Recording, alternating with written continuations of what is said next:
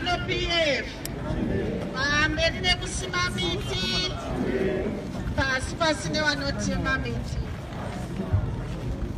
Pamusoroi, Your Excellency, baba wedu waMnangagwa naamai pamusoroi nhengo dzepolitibhiro dziri pano Central Committee.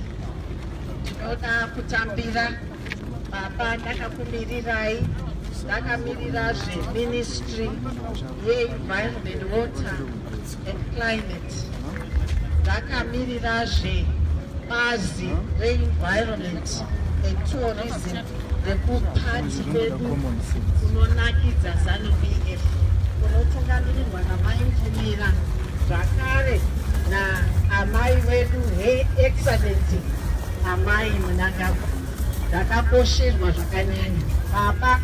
Zuva renhasi tinenge seministry tichilonja tree planting day nekuti hurumende yakataura kuti miti kana ichitemwa tinoziva tinorima fodya nezvakawanda, tinofanirwa kusima miti kuriplesa yatiri kutema.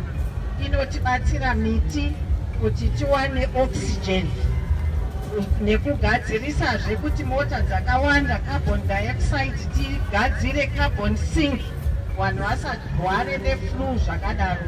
Mafruit trees amaitungamirira imimi baba, muri chairperson wefood